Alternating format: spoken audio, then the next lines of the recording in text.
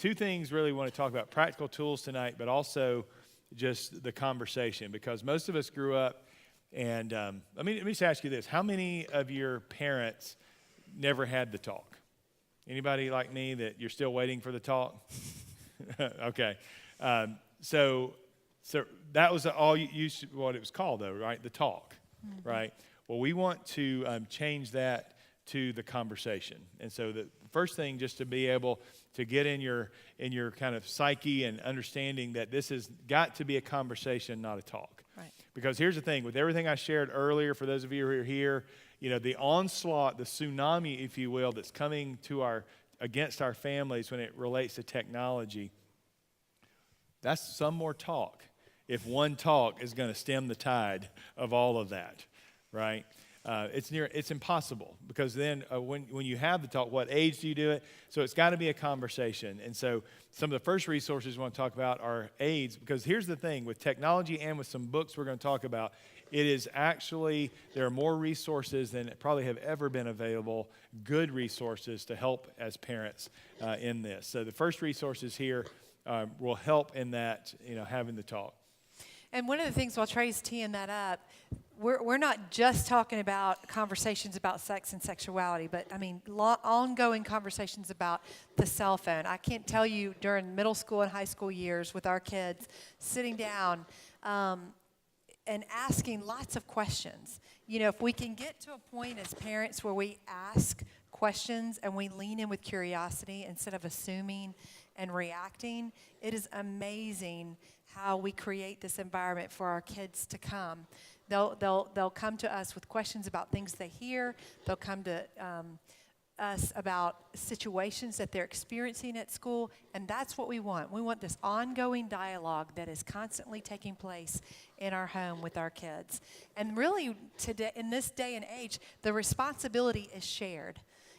Especially if they have this. The kids have a responsibility, and we have a responsibility. Trey says a lot of times when parents, if they've created this little bunker around their kids, and then all of a sudden they leave and go to college, and they can do anything they want 24/7 on this, and their parents have not following through with the responsibility of having that conversation, they usually are in some bad places pretty quickly. And then there's depression, and there's not going to class, and a lot of things. But even more importantly than that, there's a breach of trust that's taking place if we're not having these conversations with our kids. So if you've got littles, I think in our heads sometimes we think, okay, we got to start having these conversations around 4th grade, 5th grade. And we're like, no, you can actually start talking about your bodies at like 2 years old. And now you've created this beautiful situation that's never awkward because you started super early. So we're going to talk a little bit more about that. So the first resource, I just said we're not going to do the talk, but the first resource is called the talk. Okay. This is Luke and Tricia Gilkerson. They're friends of ours. He used to be with Covenant Eyes. Some of you may be familiar with Covenant Eyes, but he believes in the conversation, but his resource here is called the talk, 7 Lessons to Introduce Your Child to Biblical Sexuality. And we're just going to go through this, a series of 7 studies that helps parents talk meaningfully with their children about sex. It's really Bible studies. Mm-hmm. It's amazing, just what you can draw out of Scripture. Thankfully, Scripture, which is God's living word for us, He doesn't sugarcoat a lot. It's all there. And so actually using Scripture to teach as well. Written for parents to read with children ages 6 to 10 years old. That's kind of your age range for this resource. And it supplies children with foundational truths about sexuality at a level that they can understand, okay? So that's the talk with Luke and Tricia Gilkerson. And they have a series. This is the second one in that series called Changes, also by Luke and Tricia. And this is also 7 studies.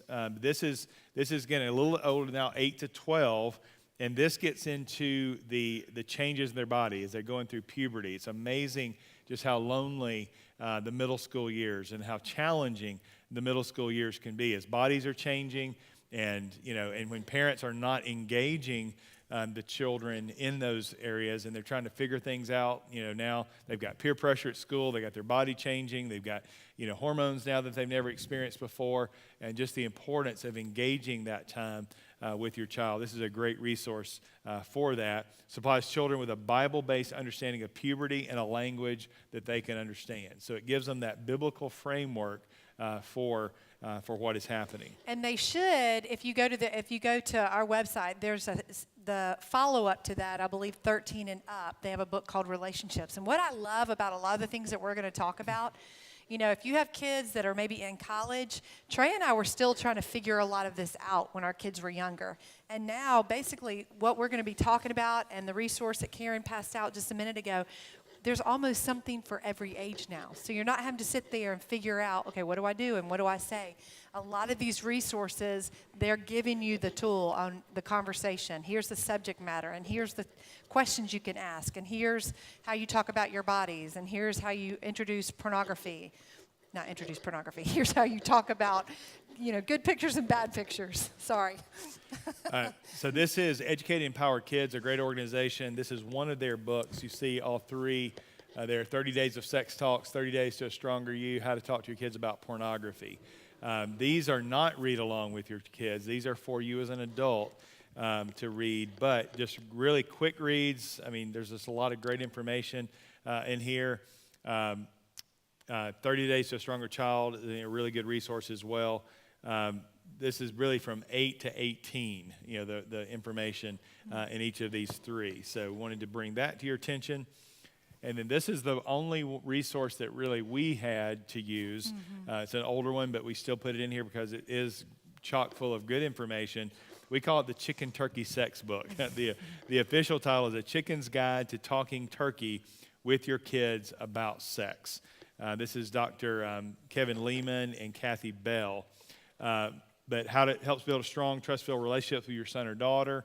We talked about that earlier tonight, how we want to be that trusted resource for them, that they trust to come to us with things, and when they know that we're safe, they can do that. It tells you what to teach, but lets you determine when. Yeah, and let me just say this about all these age ranges. You are the one that determines when it happens, because just because you may have an 8-year-old, you may have an 8-year-old that's the oldest, or maybe you have an 8-year-old that's the youngest of 5. Okay, they're still 8 years old, but you know, we found with our youngest, when we had 3 older ones from her, there were a lot of things that maybe were a little different when she came along than when our older, because because of having older siblings, it was just different. So just know that just because we give an age range, you know your child. Okay, and so these are just tools and kind of guidelines for you to use. But this is a great resource. Everything that we're mentioning tonight is on the sheet that we just passed out. So if you don't have it, let me know, and I'll make sure that you get it. Okay? Well, I think we have a slide at the end, but let me go ahead and mention it. Is mysecurefamily.com/tools. So all these resources, that's one page with the links already there. The books, it should go to Amazon. The other stuff to sign up for some of the technology stuff is there as well. Hold that. So let's get into some practical tools now. Other books, those, I guess, as it relates, those are all about the conversation, because that's tough because, because our parents, there's a lot of hands that went up that your parents never had the conversation or the talk. So it's uncharted waters. So it never was modeled for you. So naturally, it may be intimidating to say, now, how do I do this with my child? When do I do it with my child? When it was never modeled for me, right? And plus, it's not a topic that we just get giddy excited about talking about. The Hallelujah chorus is never going to be, singing and all the stars align perfectly. Okay, here's the time. When that conversation, the last thing I'll say about that is it's going to be a combination of probably some very intentional times that you plan, maybe to take a son or daughter away for some very planned and structured teaching about this, but also it may just be out of, you're picked up from soccer practice and you're the carpool mom or dad, and you've got a van load of kids, some are yours and some are others, and a question comes from the back of the van, and it's like, okay, ready or not, here we go. So we would and back to what we were saying earlier about being safe as a parent, even if you can't answer the question at that moment, and even if you're wanting to freak out, don't, if you tell them that you're going to come back to that question, do come back to that question. But that's going to be the combination of intentional time, and sometimes it's just ready or not, now is the appropriate time, and it's never going to be maybe convenient when you're heading out the door somewhere. But if you do put it off, make sure you do circle back around and have that conversation. And I want to kind of I want to kind of bust any bubbles. We're not in the world today where it's up to the guys to have the conversations. It is a mutually shared responsibility. There are times when Trey was traveling.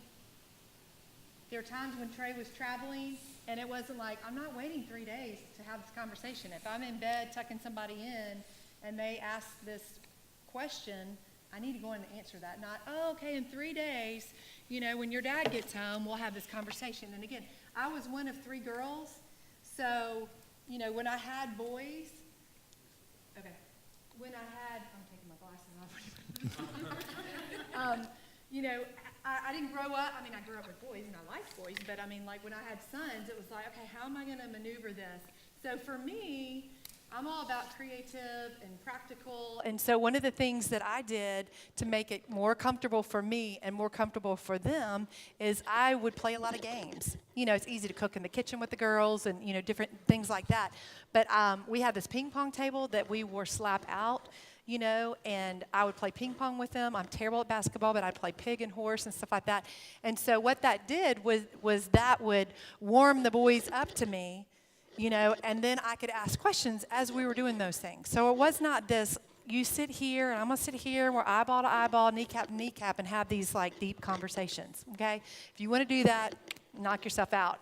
And so I wanted to engage the hearts of my boys, but I didn't want to make it awkward.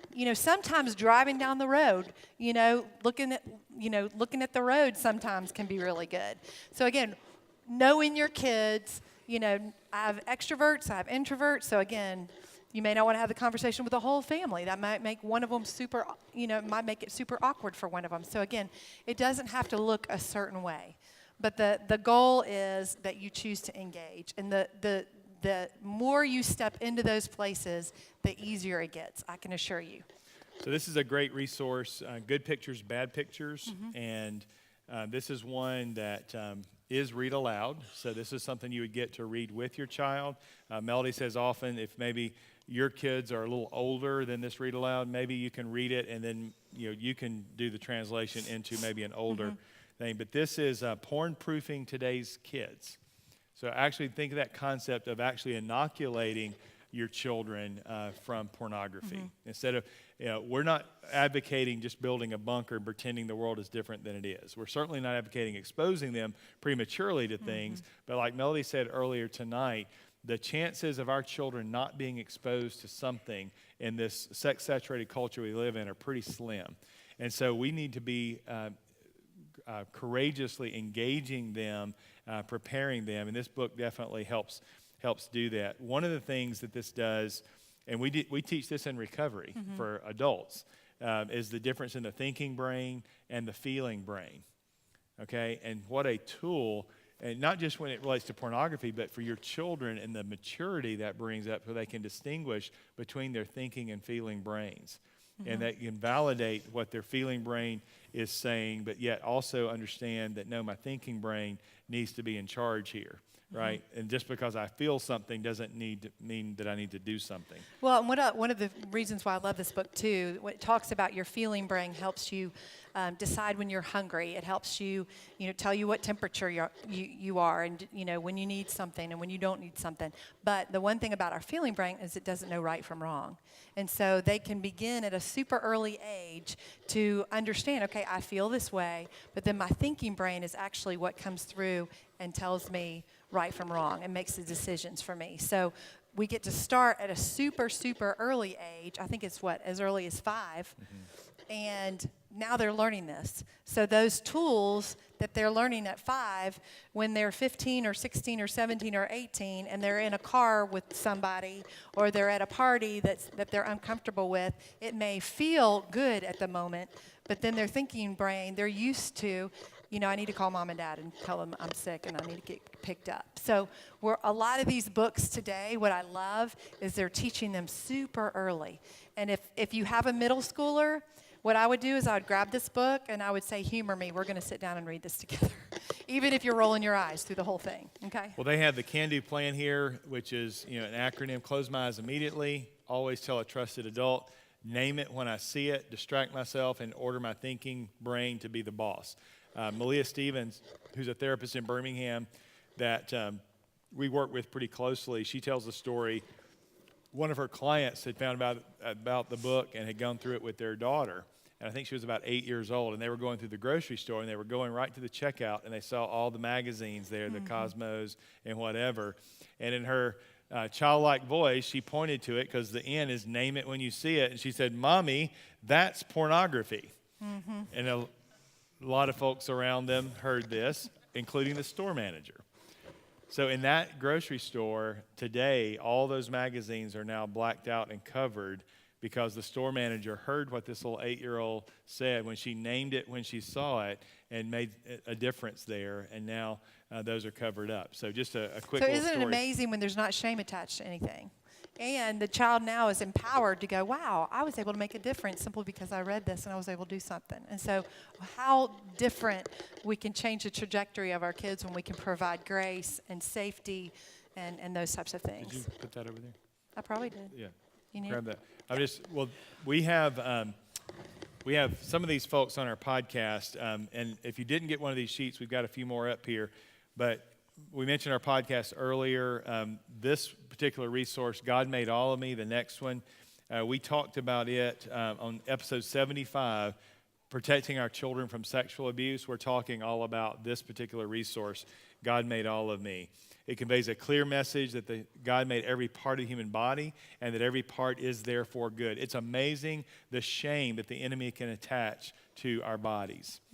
And when parents aren't equipped to help their children engage those conversations or engage just the changes in their body or why their bodies are made certain ways, why certain things are pleasurable, there can be certain shame around that, right? And also with this, having worked with a lot of men and do work with a lot of men in our Embark intensives, the number of men that I work with that were sexually abused but have never been able to talk about it, and that, of course, is rampant with men and women. But when we begin to have these conversations, and this book especially helps them begin to understand their bodies, it takes away a lot of the naive nature of this that predators tend to exploit. Because when our kids don't know, that's where predators often come in. I can't tell you how many stories I've heard when the perpetrator said to the child, "This is our secret.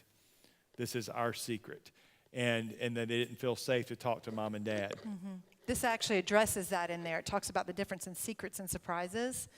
It also begins to empower your kids to say no. And set boundaries. Like Trey and I, growing up, if we had a family reunion and my parents were like, "Go sit in Uncle Tommy's lap," I went and sat in Uncle Tommy's lap, even if I didn't like Uncle Tommy. Why? Because my mom told me to. So this teaches your kids, well, you know what, Uncle Tommy, I hope there's not a Tommy in here, but I'm sure there is. Uncle Tommy makes me feel uncomfortable and I don't want to go sit in his lap. So what I could do is I could just shake his hand. So again, it gives the kids an opportunity to begin to change some of the things they're doing. And again, as parents, we're many times worried about outward behavior, and we've got to let our kids help make some of these decisions, because the earlier they can protect their eyes and the earlier they can protect their bodies, we're not going to have to worry about them being sexually abused or exploited, because they're going to know what it looks like. And again, these are, I think sometimes as a parent, it's like, oh, or are they going to lose some of their innocence? No. We're talking about the difference in naivety, which is not servicing our kids anymore, and keeping pure, but also understanding evil is hunting. And so, again, that's what I love. We did not have these books when our kids were growing up, but we talked a lot about healthy touch and unhealthy touch and, things like that. So. Well, and what Melody's talking about is empowering our children with their voice as well, that they can say no to certain things. And a lot of times, again, back to what I said earlier tonight, when it's, as a parent, when it's all about the look of the outward behavior, then often it's our kids are just compliant with everything, and they don't know how to set boundaries for themselves, and often may be targets to be exploited because they don't know how to say no. So that book really does a good job with that. But also the confusion. And here's the thing, too, as it relates to all this, is as a couple and as an individual, I think we have to ask honest questions about how do we feel about our own sex and sexuality. Because if we have shame around our own sexuality, it will be conveyed to our children in these conversations. I don't care how many of these books you read.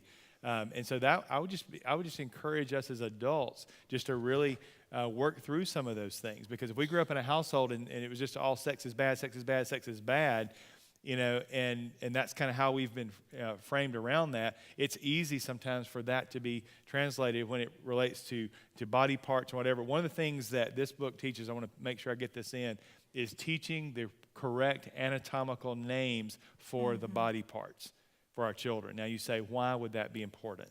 Well, if there ever is an abuse situation where law enforcement is involved, law enforcement can't do much with pee-pee and wee-wee or whatever other name that we give body parts.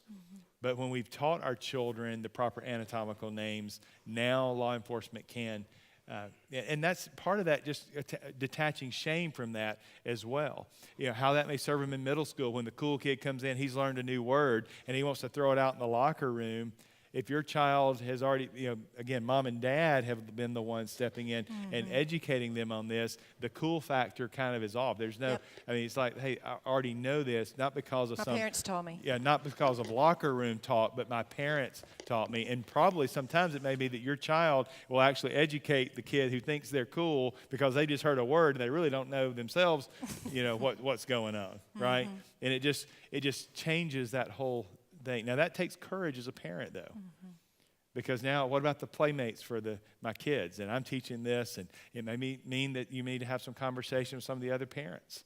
And just, hey, I want to give you a heads up that this is, and maybe that's a good opportunity to share some of these resources. These are some books that we found out about that really are helping our children, and this is why we're doing this. I just want you to know, because I know our kids play together, and we've told them, you know, that, hey, this is not something necessarily to be sharing with a lot of other folks, but it may come up, and I just want you to be aware. And it may be an opportunity to share, you know, some of this as well. Well, and I want to reiterate, too, what Trey said just a minute ago. It is huge in this day and age, and again, I don't know all the ages of everybody, but, you know, I have kids that are in high school and college, and dating is very different.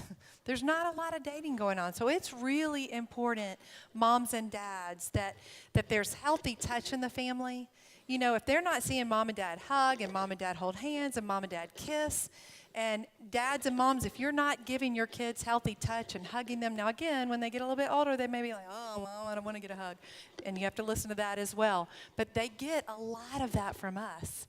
You know, our body image, they get their body image. I was discipling some girls in 9th grade through 12th grade, and one of the girls was so down on her body, and she's a beautiful girl. And sure enough, the more we talked about it, she said, well, my mom has, you know, my mom's always talking about how, you know, ugly she is and all this. And it literally had passed down. And so I'm not saying that we don't have good days and bad days about our self-image, but our kids are watching us, and they really model that. And so, again, just opportunities to think, okay, how am I, you know, communicating healthy touch? And how am I communicating body image? And how am I communicating?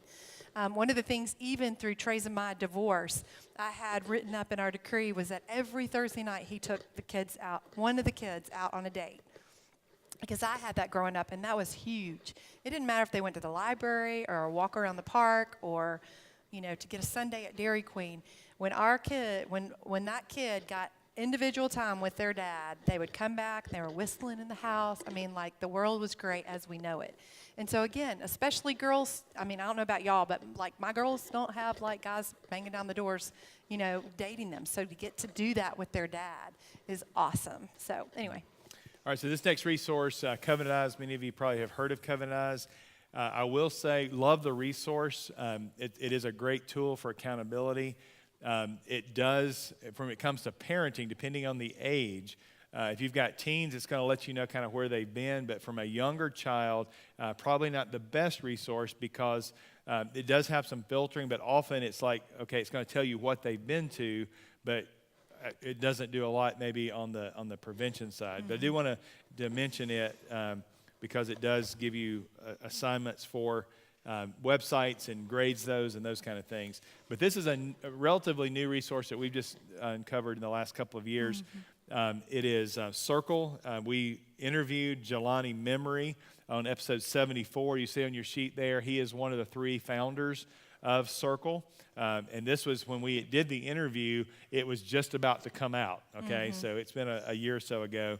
But this is, whatever you feel about Disney, I know Disney's not stellar in all the content that they put out.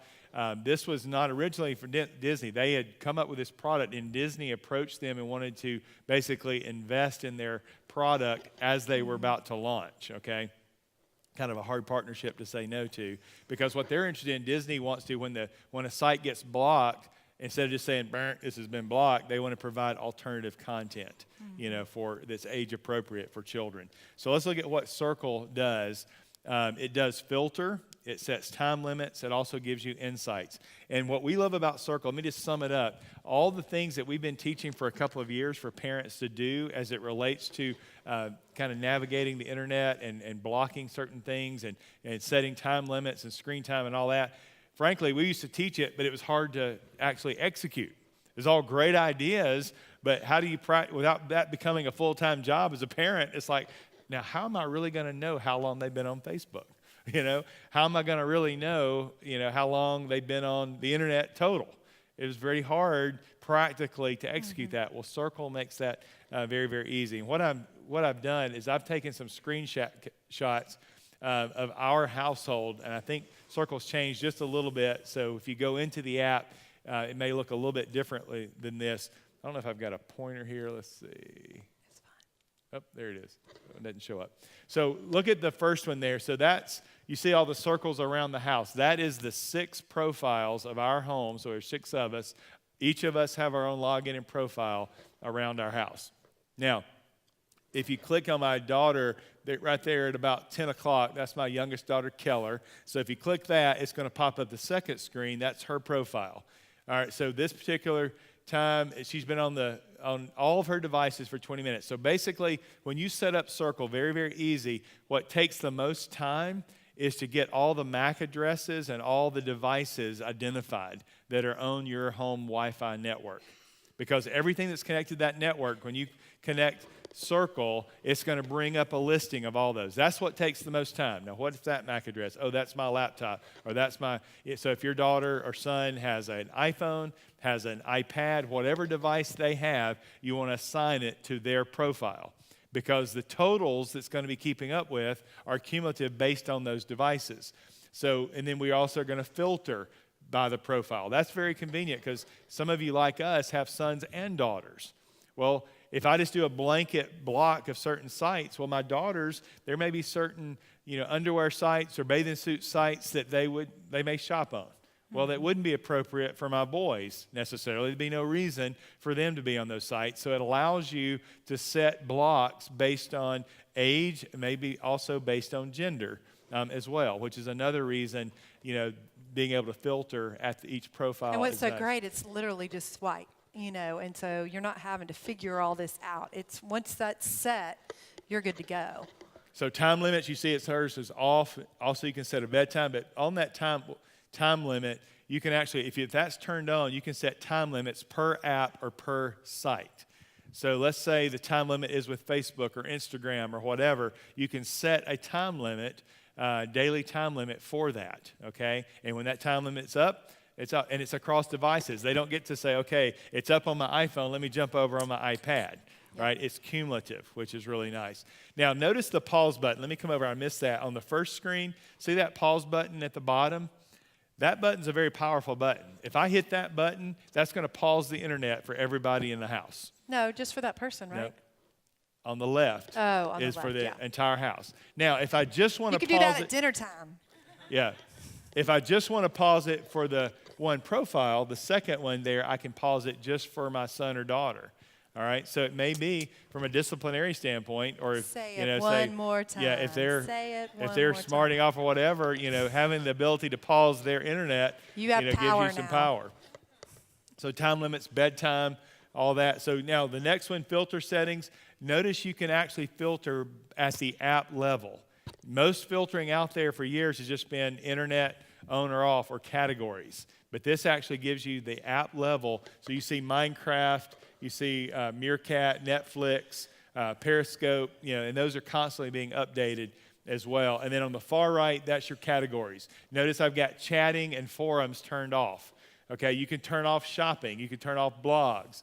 If the App Store, if you don't want the kids, to be able to buy things through the App Store, you can turn it off. So you don't have to worry about, kind of like sometimes in our household, where's this, purchase coming from? We'll turn the shopping or turn the App Store off. Well, and what I love about this, having a senior that has friends all the time, if she comes home, if she comes home right now from church with 15 of her friends, at this point we probably have all 50 of her friends in our circle, it'll say, Natalie, just join, I'm right here, right now with you guys. It would say, Natalie, just join the network. Adair, just join the network. And so because I've got it set at teen, I know that everybody's good to go that comes into my house. And I'm not even there right now. But I'm comfortable with that. And again, we don't have little children coming in. But if we had little kids, we'd set it at kid level. So now, some of you are already asking, some of you are technical, what about if they're on data? What if they're not on Wi-Fi? Okay, well, that's where Circle Go comes in, okay? Circle Go is everything we just told you about Circle, but it's off your Wi-Fi network, all right? Now, for the tech people in the room, I'm going to give you a quick thing. This is a VPN-driven thing, and this is not a Circle thing. This is more of an Apple thing.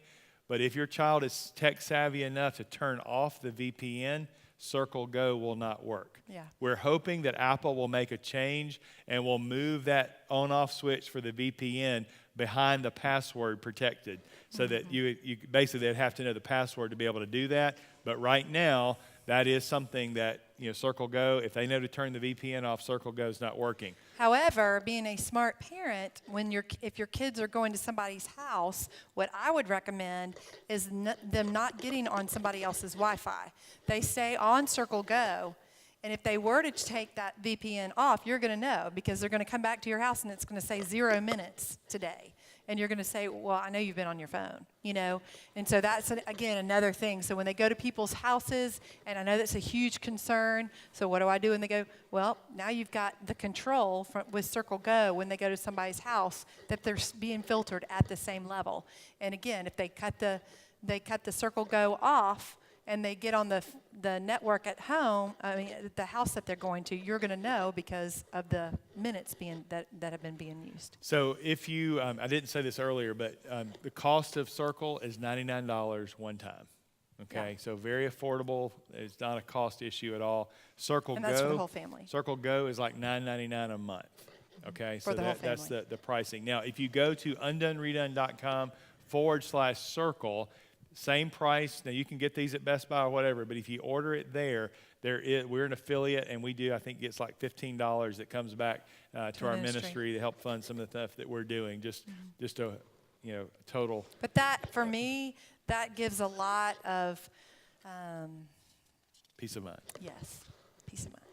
All right, so one last tool that we just found out, but we did this over 3 Sunday nights back in March, I believe, at Shades Mountain Baptist. And after the first session, one of the members there told us about this tool, which is called Bark. Now, Bark is pretty cool. There's an algorithm that it uses, and I'm just going to read some of the things it does. It respects parents' time and children's privacy. It monitors kids' activity on connected accounts around the clock, and it sends an alert via email or text message if a potential issue is detected. Now, let's talk about how it does that. So this is how Bark and Circle would work together. So probably for most of you, if you have Circle set up, you've got all your settings across all of your children, there's still going to be a lane that they're allowed to run in. Probably text messaging, I'm guessing, is probably one of those things that you're going to allow to take place. And maybe through some different apps like GroupMe and whatever that they can text through. What Bark does, it kind of comes alongside, and in that lane that they're allowed to run in, it's got keywords and an algorithm based on those keywords so that if certain things about bullying or certain things like around sexting or things that are inappropriate, you're going to be alerted as a parent when those conversations are happening or when certain words are being used. So it's kind of like a safety net, if you will. You've got all your circle stuff in line, but what if they're doing some inappropriate things on something that's allowed? You know, unless you're monitoring it all the time. It's like a babysitter, and again, it's not a babysitter so that you take the gas off completely. But if your kid were to start researching how to commit suicide, or if your kid were to start researching, how to bully, or just anything that really would raise a red flag, Bark will send you a text immediately. And I love that, because if they were at school getting bullied by somebody, you're going to be alerted by that. And again, what I would probably do if that were to take place is I would begin to ask my child questions when they came home, not as if I knew. I would say, how was your day? And see if you can get that conversation out. But you do know that immediately. And so that is some peace of mind where there are some lanes of gray. Well, it allows you to build that safe relationship where you're not that hyper-vigilant parent that, all right, give me your phone. They certainly walk in the door and you start going through anything and everything that they've said all day. But yet you have that peace of mind as a parent to know that we do have Bark, and if there's certain keywords that are going on, we're going to be alerted. And now we can, and it just helps you to have those conversations, and also provides some safety for the kids that they know that mom and dad are being alerted, as well. And so it may be some built-in accountability for them also. So before we get to Q&A, there again is the link to all these resources, mysecurefamily.com/tools. And we are launching My Secure Family. We're actually reworking. We did record all the sessions we did at Shades. One of our board members, the feedback was we were way up front and it was way in the back, and we want to recreate that My Secure Family course where we're actually looking right into the camera. So we're raising some resources around that to have this out as a course, but also we've been trying to launch this community as well, because a lot of this, we've thrown a lot of information out, tonight. And some of this is not relevant until it needs to be relevant, until, 2 weeks from now you find something and then all of a sudden, now what did they say, there at Enon the other night? We want to have a place for parents to be able to go at mysecurefamily.com, a parent portal, for lack of a better word, where you can go in and trust that these are also, biblical worldview, Christ-centered individuals trying to do this in the same way that I am, that I can get some feedback. We can talk about apps, and those kind of things. Well, and just two things I want to kind of close with. One, don't wait. Don't wait. I know sometimes the enemy loves to hunt. Oh, well, not yet. Don't wait. Don't wait until they're 5th or 6th or 7th or 8th grade to start this. The earlier you can start it, the better. And then the second thing is, what did we say this morning that shame does? Isolate, secrets, all those types of things, and we want community around this. I know we bring in a portal, but I had girlfriends that, would watch my kids' feeds. Trey's mother-in-law, I remember she was kind of the Facebook your guru. mother-in-law, my mother. Yeah, my mother-in-law, would look at Facebook. Trey kind of took care of Instagram. I eventually got on Snapchat with the kids, and stuff like that. So it was kind of like, it does kind of take a village sometimes. It feels like that. But, be able to, have conversations. I remember my mother-in-law texted me one day, and she said, you may want to look at Tal's feed real quick. He just put something up there he thinks is silly, but it wasn't silly. I think he was making fun of somebody when he was like 7th grade. And we were just be able to take that down and talk about that. And so, again, just knowing, not being embarrassed that your kids are going to make mistakes. They're going to make mistakes in this process. But, bring some people around you that are safe and that you trust and can kind of have your back and you have them in this process, because community is key. At mysecurefamily.com right now, we have a free hiding app course. If you have older, like say middle school into high school, there are hiding apps. They're actually apps that are built to hide information, whether it be photos or videos or documents or whatever from parents and other authority figures. And they're disguised as calculators and utilities and other things that you normally would not notice. And so I've basically taken the top 5 of those hiding apps, and I basically do a screenshot video showing you as a parent how they work, okay? So if you want to go to My Secure Family and get that free course, it's there available. But let's real quickly, I think, have about maybe 10, 15 minutes. 5, 10, 5. 2. Let's do a Q&A. Does anybody have a question that they just want to ask out loud? If not, you can send me a text to 910-8973.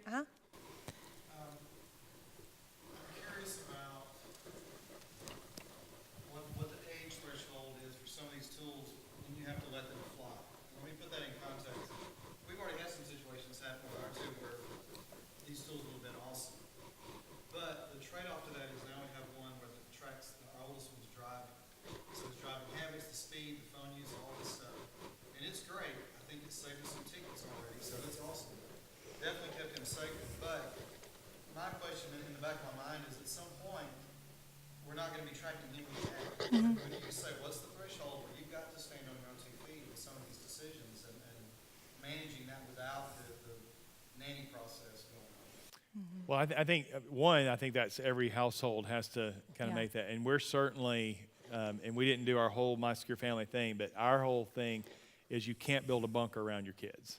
You know, and that's the mindset of a lot of parents, especially Christian parents, is I'm just going to build, and what that communicates is the world is different than it is. And when they come out of that bunker, they get this message, wait, mom and dad lied about this. What else did they lie about? You know, we feel it's much more honest and has a lot more integrity to prepare our kids. We're in a fallen world. We're not doing our kids a service to pretend that it's better than it is. I think we need to prepare them, you know, for this. And so if you've got young kids coming on, hopefully as you're engaging these conversations that are age appropriate, that it will kind of, your question, when you kind of turn them loose, you kind of been preparing to do that all along. And so you're building this dialogue where there's trust. It's kind of like you're giving them some responsibility, and then you know, you're seeing how they do with that. And then you're giving them a little bit more. If they step over the line, there may be some consequences, but that's just part of the process of growing and learning. Now, for some of you, if you've not done anything and now you've got kids that are middle school to high school, you know, some of you may think, okay, where do I start? And let me just go back to our grace-based, you know, one, don't be overwhelmed. Don't feel like, well, I've blown it. You know, my kids are, you know, God can redeem where they are and wants to meet them where they are. But I think for some of that, it's a household question because, you know, every kid's a little bit different, you know, with the way the dialogue has been. But our goal certainly would be, you know, son, daughter, I want to trust you, you know. But it's not just, and the kids may come out, well, you just don't trust me. But also it's helping our kids understand it's not that we don't trust you. We want to protect you from all the other stuff. There's some people out there who have very ill intent toward our children that are up to no good. And we may have all the trust for our children, but it's also helping. This is not just us trying to be punitive and not let you have any fun. Part of our job is to protect, you know, age appropriately from the dangers and educating them on the dangers. And sometimes kids, again, like I said earlier, that frontal lobe and they're sexting, but not just that, but just it's internet etiquette. And there's amazing when we're behind a screen what kids will do, you know, thinking that, you know, it's not real life almost. And so part of this is teaching them proper etiquette and how to behave, you know, not bullying, not having conflict over texting or over, you know, chat or whatever. But even things like if they post, and we didn't have time to go into all this, posting a photo that's got metadata attached to it. You know, there's actually predators who can actually take those photos that have been uploaded and they can read the metadata if it's all there and they know right where they live, even down to the room that they're in the house. That's how specific some of the metadata is. And so just being able to teach them, you know, if they're posting photos and it's got, here's their high school and there's other things in the room that's very easy to identify, you know, kind of their social circle, you know, and they're a 12-year-old girl, you know, it's, honey, I trust you, but we got to understand, knowing who their friends are on these social media apps, making sure, because that's the other thing. Kids want all these friends, and so they want to, that's all about the numbers. Look how popular I am.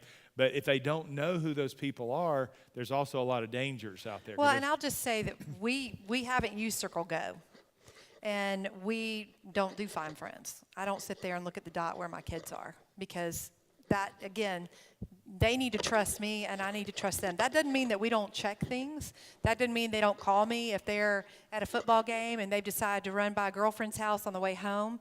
And yes, they have forgotten to do that before, you know, and so we've had to back up and then come forward. But we have been that family. I mean, we didn't have a lot of this stuff until, you know, recently, where we're, you know, our whole thing is if we trust you and you're responsible, then we're going to let the leash out pretty far.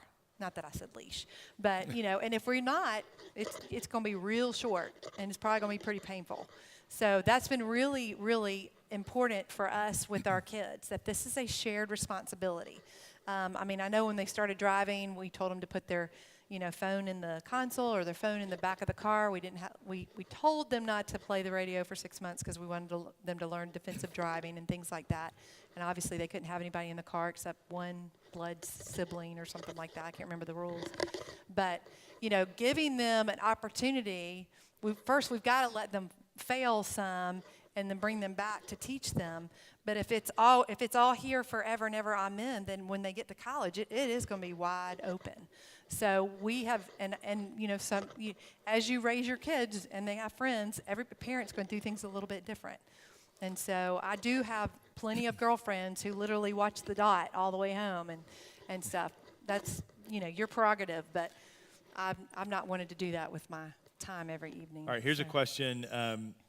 Can you tell us about your conversations with your kids regarding screen time on devices, TV? I would just say, you kind of just covered that. Yeah, I would just say that it's good to have limits on screen time. It's and that's not a bad idea for adults either.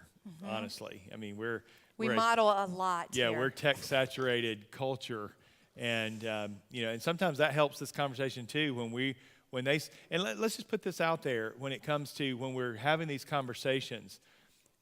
And putting these protections in place, letting our sons and daughters know that mommy and daddy also need these protections.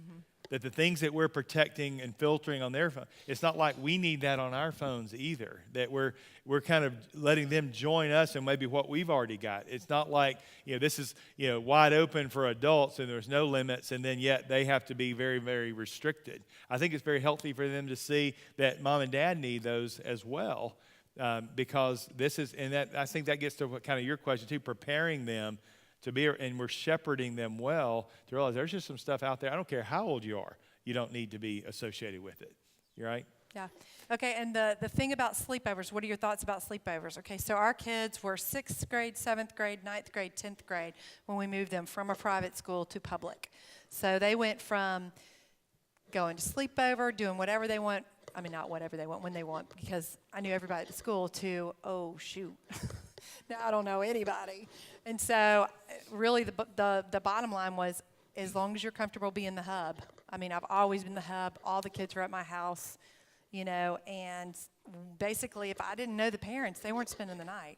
Now, again, I can't say that forever. So it may be, I don't know that mom, but let me go have coffee with her, and let me find out how she runs her household, and let me find out what kind of, devices that they have. If it's a wide open home and they don't have any, settings on their internet and things like that, then that's probably not where I want my kids spending the night. I'll just have them at my house. And so again, one of those places where you need to be okay being the bad guy a little bit. But be intentional to know your kids. I've always been the carpool mom. Is it convenient? No, it's not.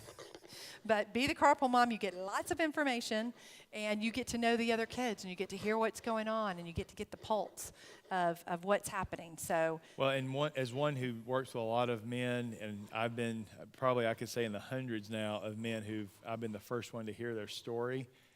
And how many were exposed to pornography, and it starts with it was at a friend's house, or it was a neighbor whose parents had cable in the basement or whatever, and that was their first exposure.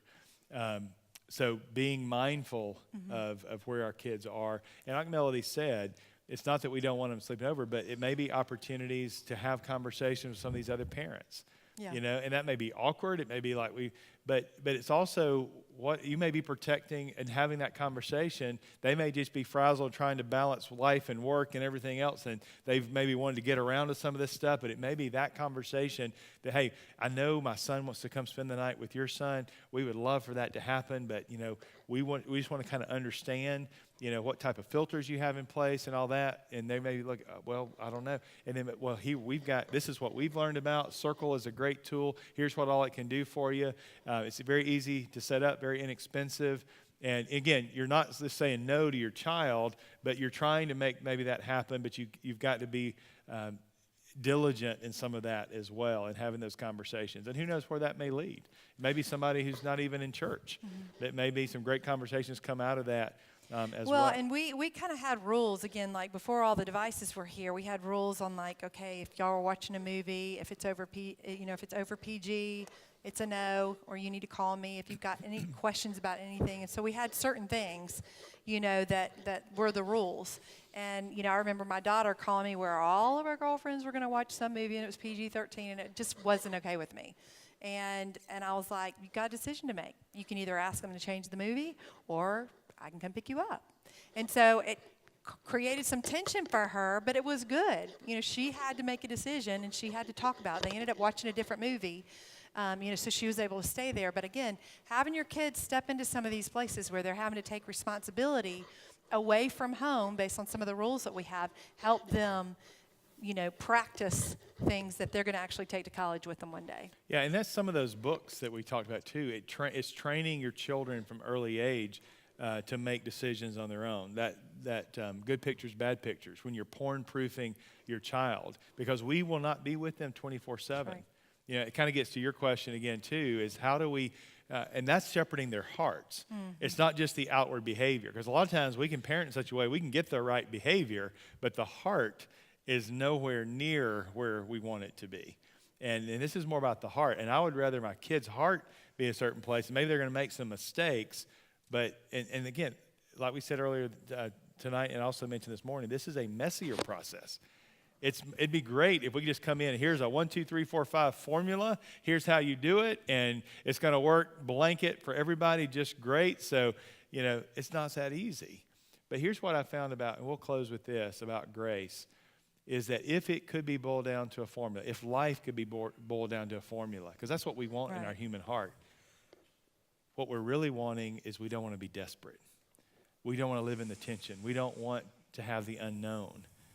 We want all that God provides, but we want, in a lot of ways, if we're honest, a God that we can control. And we want life that's something that we can control. So just a reminder that we have a good Father. He is writing our stories. He's writing your children's stories. Mm-hmm. And whatever chapter you may be in right now, it may be very scary, but knowing He is working all things together for your good. And you can trust that. It may be very dark and say, I don't see this one. I never saw that coming, that walking through LAX, just those moments of, you may not, it may be years before you figure it out.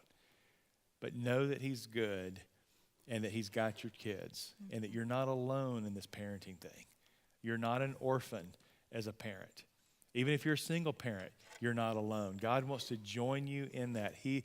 You are a steward of these gifts that God has given you, but you're not alone in that. Okay? So I want to close this in prayer, and I so appreciate y'all coming. I so appreciate your pastor who makes this a point of emphasis here at your church. I wish there were more churches that were allowing their congregations to be exposed to this kind of material. Let me pray for us.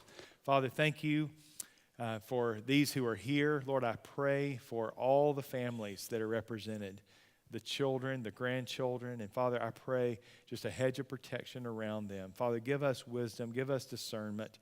Lord, calm our fears. In those fears, Lord, help us to realize that you're at work. Lord, the circumstances, maybe some that are going through that are very dark right now, I pray that you would comfort them as only you can. Go with us now, Father. May we, instead of a place of fear as parents, may we partner with you as your beloved sons and your beloved daughters, knowing that you're a good Father and that you are writing these stories in Christ's name. Amen. Amen. Thanks, guys.